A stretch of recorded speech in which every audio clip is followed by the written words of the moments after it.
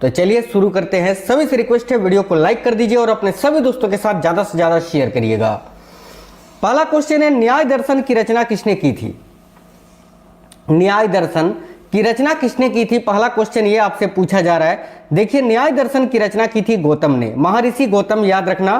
Correct आएगा option number C, Gautam Buddha नहीं, महर्षि गौतम। ठीक है, ऑप्शन नंबर सी इस क्वेश्चन का करेक्ट आंसर हो जाएगा। ये आपको याद रखना है। आपको बता दें, क्लास आपको बिल्कुल फास्ट करवाएंगे क्योंकि आपका समय कम है अभी एग्जाम में, और कम समय में ज्यादा क्वेश्चन सभी आप पढ़ोगे तो फायदा मिलेगा आपको, और बाकी के समय में आप दूसरे सब्जेक्ट का रिवीजन कर पाएंगे। ठीक है, नेक्स्ट क्वेश्चन है, गुप्त कराल नामक नवपाषाण स्थल किस प्रदेश में है?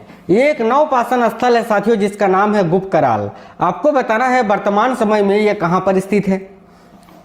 देखिए, गुप्त कराल नामक ये जो नवपाषाण स्थल है ये जम्मू कश्मीर में स्थित है। करेक्ट आएगा ऑप्शन नंबर ए, जम्मू कश्मीर। अगला क्वेश्चन है, देखिएगा, किस चालुक्य राजा ने बेंगी में राजधानी बनाई थी? इनमें से कौन से चालुक्य राजा हैं जिन्होंने अपनी राजधानी कहां बनाई थी? तो बेंगी में। तो करेक्ट है साथियों, विष्णुवर्धन जी ने। याद रखना, विष्णुवर्धन जो कि एक चालुक्य राजा थे, इन्होंने अपनी राजधानी कहां बनाई थी? तो बेंगी में। ऑप्शन नंबर ए करेक्ट है। इबादत खाना किस लिए बनवाया गया था? भाई ये काफी ज्यादा पॉपुलर क्वेश्चन है, इबादत खाना से रिलेटेड क्वेश्चंस पूछे ही जाते हैं। आपको बताना है इबादत खाना किस लिए बनवाया गया था। देखिए, तो करेक्ट है ऑप्शन नंबर ए, धर्मों की चर्चा के लिए। ठीक है, धर्मों की चर्चा के लिए इबादत खाना बनवाया गया था। नेक्स्ट क्वेश्चन है, थ्रू दी डार्क कंटिनेंट पुस्तक के लेखक कौन है? Very very important question. ये जो पुस्तक है थ्रू दी डार्क कंटिनेंट, इस पुस्तक की रचना किसने की है? देखिए, थ्रू दी डार्क कंटिनेंट पुस्तक के लेखक कौन है? तो Henry Stanley. Option number A correct answer होगा, हेनरी स्टैनली बिल्कुल ही करेक्ट आंसर है, याद रखना है। आगे देखिए, भारत का सबसे बड़ा वन्यजीव अभयारण्य कौन सा है? देखिए, भारत का सबसे बड़ा जो वन्यजीव अभयारण्य है वह है भारतीय जंगली गधा अभयारण्य, जो कि कच्छ के रण गुजरात में स्थित है। ठीक है, याद रखना। एक चीज आपको बता दें, आज रात में आपको एक क्लास मिलेगी करेंट अफेयर्स का साथियों, स्पेशल क्लास, जिसमें 100 क्वेश्चंस रहेंगे। इस वीडियो को आप जरूर देख लेना, पूरे 100 क्वेश्चंस रहेंगे। 2025 का संपूर्ण निचोड़, बहुत ही इंपॉर्टेंट क्लास ये आपका रहने वाला है, तो इसको आप कंप्लीट देख लेना। ठीक है, या फिर अगर 2025 का ना हो तो मैं जो है ना नवंबर और दिसंबर महीने का जो करेंट अफेयर्स है ना 2024 का, जिससे बहुत ज्यादा क्वेश्चंस पूछा गया है अभी ग्रेजुएट वाले में, तो वो क्वेश्चंस आपको मैं यहां पर करवा दूंगा। यानी कहने का बात यह है कि आज जो करेंट अफेयर्स का क्लास आएगा चैनल में, उसको आपको देखना ही है किसी भी हालत में, बहुत इंपॉर्टेंट क्लास है वो। ठीक है, तो भारत का सबसे बड़ा वन्यजीव अभयारण्य भारतीय जंगली गधा अभयारण्य है, जो कि गुजरात राज्य में स्थित है, कच्छ में। मूल संविधान में लोकसभा सदस्यों की संख्या कितनी निर्धारित की गई थी? मूल संविधान में पूछा जा रहा है। तो देखिए, मूल संविधान में लोकसभा सदस्यों की संख्या 500 निर्धारित की गई थी, और अभी वर्तमान में अधिकतम लोकसभा सदस्यों की संख्या 552 है, ये आप याद रखेंगे। तो करेक्ट आएगा ऑप्शन नंबर ए, 500। निम्न में से किस क्षेत्र में भारत में सकल राष्ट्रीय उत्पाद का सबसे बड़ा भाग प्राप्त होता है? यानी निम्न में से किस क्षेत्र से भारत में सकल राष्ट्रीय उत्पाद का सबसे बड़ा भाग प्राप्त होता है? तो देखिए, राइट होगा सेवा क्षेत्र से। ऑप्शन नंबर सी करेक्ट आएगा, सेवा क्षेत्र, याद रखेंगे। वर्तमान में भारत का एकमात्र टंगस्टन उत्खनन केंद्र कहां स्थित है? डबल स्टार मार्क कर लीजिए आप। तो वर्तमान में भारत का एकमात्र टंगस्टन उत्खनन केंद्र जो है ये आपका राजस्थान के डेगाना में स्थित है, याद रखना। डेगाना खान के नाम से ये फेमस है। टंगस्टन साथियों जो कि विद्युत बल्ब के फिलामेंट में प्रयुक्त करते हैं, टंगस्टन को डब्ल्यू से सूचित करते हैं, यह भी आप याद रखना। देखिए, इनसाइड ट्रेडिंग किससे संबंधित है?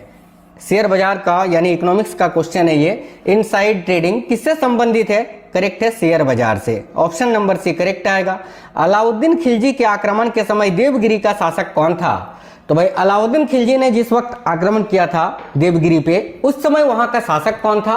करेक्ट है, रामचंद्र देव। राइट आंसर है ऑप्शन नंबर ए, रामचंद्र देव। सविनय अवज्ञा आंदोलन की, देखिए, सविनय अवज्ञा आंदोलन 1930 की पराकाष्ठा में गांधी जी ने किसके साथ समझौते पर हस्ताक्षर किया था? भाई सविनय अवज्ञा आंदोलन जो है ये 1930 में हुआ था, ठीक है। इसमें गांधी जी ने किसके साथ एक समझौते पर हस्ताक्षर किया था इसको लेकर, यानी सविनय अवज्ञा आंदोलन की परिकष्टा को लेकर? तो इरविन के साथ, लॉर्ड इरविन के साथ 5 मार्च 1931 को यह हस्ताक्षर हुआ था, ठीक है, जिसको गांधी इरविन समझौता के नाम से जाना जाता है, आप सभी जानते होंगे, ठीक है, जो कि इसी को लेकर था, सविनय अवज्ञा आंदोलन को लेकर। नेक्स्ट क्वेश्चन है साथियों, देखिएगा अगला क्वेश्चन है, बंगाल की एशियाटिक सोसाइटी जो कि 1784 में स्थापित हुआ था, इसके प्रवर्तक कौन थे? तो बंगाल, पहली बात तो ये आपको याद रखना है कि बंगाल की एशियाटिक सोसाइटी की स्थापना हुई थी 1784 में, और इसके प्रवर्तक कौन थे? तो सर विलियम जोन्स। कौन थे? Sir William Jones. करेक्ट है ऑप्शन नंबर बी। योगाचार या विज्ञानवाद के प्रतिपादक कौन थे? Very very important question. देखिए, योगाचार या विज्ञानवाद के प्रतिपादक थे महाकश्यप। याद रखेंगे सभी, योगाचार या विज्ञानवाद के प्रतिपादक कौन थे? तो महाकश्यप। दिल्ली के सुल्तान बलबन का पूरा नाम क्या था? तो दिल्ली के जो सुल्तान थे बलबन, जिन्होंने लौह एवं रक्त की नीति अपनाया था, मैंने पढ़ा है आपको पहले भी, तो ये बलबन का पूरा नाम आपसे पूछा जा रहा है, तो याद रखना Ghiyasuddin Balban. Option number C correct answer होगा। अशोक का अभिलेख भारतीय उपमहाद्वीप के बाहर भी पाया गया है, निम्नलिखित में से किस देश में यह पाया गया है? तो सिंपल सा क्वेश्चन है, अफगानिस्तान में पाया गया है। ऑप्शन नंबर ए राइट होगा। निम्न में से किस स्थान को पेरिप्लस ऑफ द इरिथ्रियन सी में पोडू के नाम से संबोधित किया गया है? तो बताइए इनमें से कौन सा स्थान है जिसको पेरिप्लस ऑफ द इरिथ्रियन सी में पोडू के नाम से संबोधित किया गया है? तो करेक्ट आएगा अरिकामेडू को। अरिकामेडू राइट है ऑप्शन नंबर बी। गुप्त किसके सामंत थे? तो भाई जो गुप्त शासक थे ना, वो किसके सामंत थे? तो देखिए करेक्ट है कुषाणों के। ऑप्शन नंबर बी राइट है, कुषाण शासकों के। आदि काव्य की संज्ञा किसे दी गई है? बहुत ही अच्छा क्वेश्चन है। तो आदि काव्य किसे कहा जाता है? करेक्ट है रामायण को। महाभारत को महाकाव्य की संज्ञा दी जाती है। करेक्ट आएगा ऑप्शन नंबर ए रामायण।